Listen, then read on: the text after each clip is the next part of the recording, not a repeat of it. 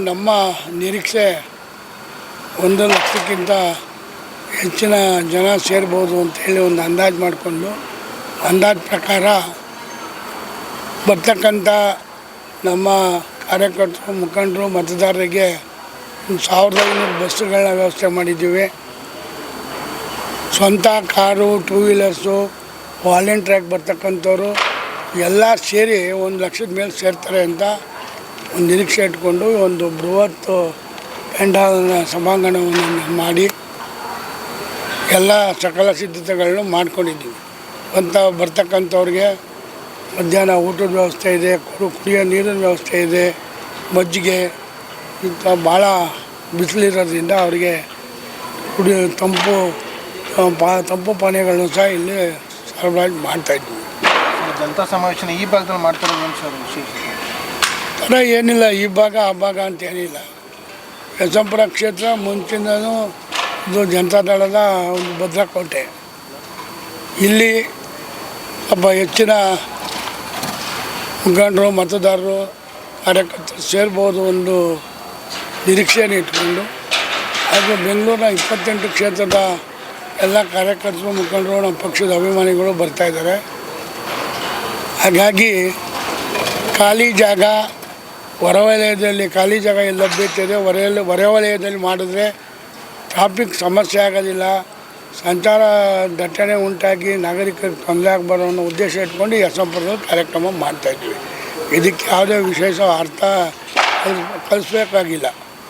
ಹಾಗಾಗಿ ಏನು ನಮ್ಮ ಪಕ್ಷ ಜನತಾದಳ ಜಾತ್ಯತೀತ ಪಕ್ಷವನ್ನು ದೇವೇಗೌಡರು 1999ರಲ್ಲಿ ಒಂದು ಪಕ್ಷವನ್ನು ಕಟ್ಟಿ ಅಲ್ಲಿಂದ ಇಲ್ಲಿವರೆಗೂ ಒಂದು ಪ್ರಾದೇಶಿಕ ಪಕ್ಷ 2 ಪಕ್ಷಗಳ ಎದುರುಗಡೆ ಹೋರಾಟ ಮಾಡಿಕೊಂಡು ಯಶಸ್ವಿಯಾಗಿ ಬಂದಿದೆ. 2 ಸರಿ ಈ ಪಕ್ಷದಿಂದ ಕುಮಾರಸ್ವಾಮಿ ಅವರು ಮುಖ್ಯಮಂತ್ರಿ ಆಗಿದ್ದಾರೆ. ಅದೇ ನಮಗೆ ಸಂತೋಷದ ವಿಚಾರ. ದೇವೇಗೌಡರು ಅವರು ಬದುಕಿರುವಾಗಲೇ ಈ ಬೆಳ್ಳಿ ಮಹೋತ್ಸವವನ್ನು ಇಡೀ ಕರ್ನಾಟಕ ರಾಜ್ಯಾದ್ಯಂತ ಮಾಡಬೇಕು ಅಂತ ಒಂದು ತೀರ್ಮಾನವನ್ನು ಪಕ್ಷ ಸಂಕಲ್ಪ ಮಾಡಿದೆ. ಅದರಂತೆ ಇವತ್ತು ಬೆಳ್ಳಿ ಮಹೋತ್ಸವ ಹಾಗೂ ಜನತಾ ಸಮಾವೇಶವನ್ನು ಇಟ್ಕೊಂಡಿದ್ದೀವಿ. ಇದಕ್ಕೆ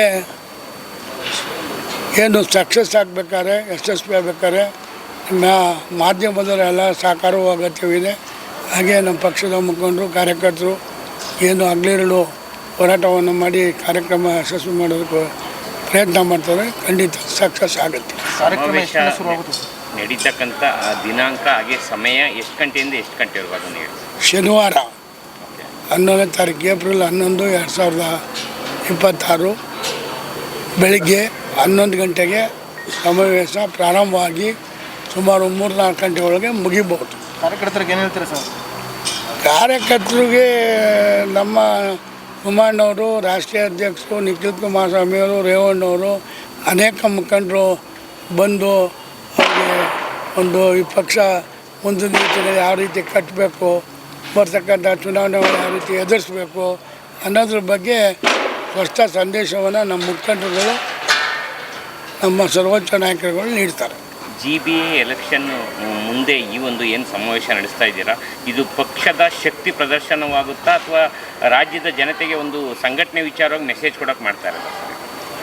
ಹೌದು, ಕಾರ್ಯಕರ್ತರು ಮತ್ತು ಮುಖಂಡರುಗಳು ಕುಮಾರಣ್ಣವರು ಕೇಂದ್ರಕ್ಕೆ ಹೋದ್ಮೇಲೆ ಎಲ್ಲೋ ಒಂದು ಕಡೆ ನಮ್ಮ ಪಕ್ಷದ ಬಗ್ಗೆ ಒಂದು ಹೋರಾಟದ ಕಿಚ್ಚು ಕಮ್ಮಿಯಾಗಿತ್ತು. ಈಗ ಮತ್ತೆ ಕಾರ್ಯಕರ್ತರು ಹುಮ್ಮಸ್ಸು ಬರಬೇಕಾದ್ರೆ, ಅವ್ರಿಗೊಂದು ನಾವು ಇದ್ದೀವಿ ಅಂತ ಒಂದು ಭರವಸೆ ಸಿಗಬೇಕಾದ್ರೆ, ಅದಕ್ಕೋಸ್ಕರ ದೇವೇಗೌಡರು ಕುಮಾರಣ್ಣವರು ಈ ಸಮಾವೇಶವನ್ನು ಏರ್ಪಡಿಸಿ ಸಮಾವೇಶದ ಮುಖಾಂತರ ಕಾರ್ಯಕರ್ತರು ಅಷ್ಟು ಸಂದೇಶವನ್ನು ಕೊಡ್ತಾರೆ.